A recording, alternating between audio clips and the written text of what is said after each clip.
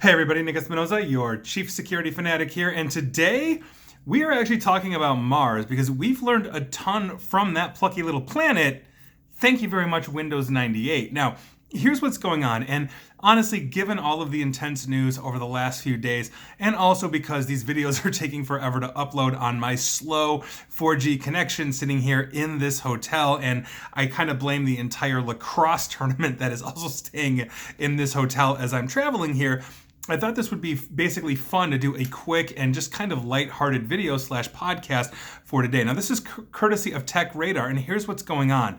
Patch management for the latest versions of Windows might concern basically most of us here on Earth, but meanwhile, the European Space Agency's Mars Express spacecraft has received its very first update to its Windows 98 based operating system in 19 years. Now, the mission was first launched to basically discover signs of liquid water on Mars, including a suspected 20 by 30 kilometer lake of salty water buried under about 1.5 kilometers of ice in Mars's polar region. That's to the south, basically the southern polar region of Mars.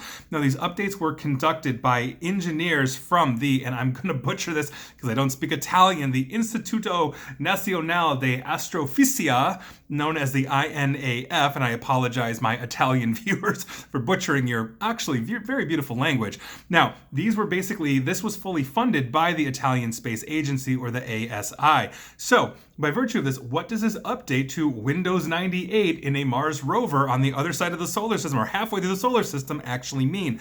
Now, the agency said that the upgrade will enable the spacecraft to view Mars and its moon Phobos with much better levels of detail, obviously getting more accurate imagery. Again, we're talking about 20 plus year old technology that is sitting essentially on this spacecraft, and it was speculated by Tom's Hardware that this spacecraft may be running a Intel Pentium processor running at 90 megahertz. For those of you that grew up in the 1990s, you know how rockin' the Intel Pentium 90 was. No more. Obviously, we've gone way beyond that. Now, the agency said the upgrade, as I mentioned, will enable us to see better pictures, but I have a couple of basically interesting points that I thought of that the article didn't really touch on. So first things first, I'm not sure if it's Windows 98 or Windows 98 Second Edition. I'm hoping it's Windows 98 SE. It was vastly better than the first edition of Windows, and I'm pretty sure I'm going to get a few comments of asking me that question. You didn't watch the video, you didn't listen to the podcast. I know, much respect nevertheless.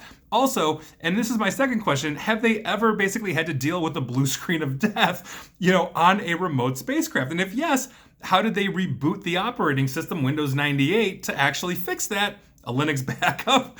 You never know, right? But if the whole thing is Windows 98, they are lucky they haven't had a blue screen of death. That is really good hardware integration, which was like 99% of all the blue screens of death back in the day. Now, in terms of other nerd and infrastructure stuff, because I am a nerd, I looked up the latency for communicating from here to Mars. It actually takes anywhere from 5 to 20 minutes, depending on atmospheric conditions, as well as the position of the Earth to the relative position of Mars, meaning further away in that orbit cycle, obviously it's going to take longer. So you're going to get as close as you can to send that entire update. I have no idea, though, and this is my last question, on what on earth the packet loss would be or how they validate that. Meaning, let's say part of that transmission was lost. How are they validating that that update is 100% complete when the return trip for that latency is going to be 5 to 20 minutes? Meaning, did it take multiple tries? Did they get it all in one shot? Was it burstable? Did they send it from a satellite to avoid atmospheric conditions on Earth? These are so many questions I think that would be really interesting. So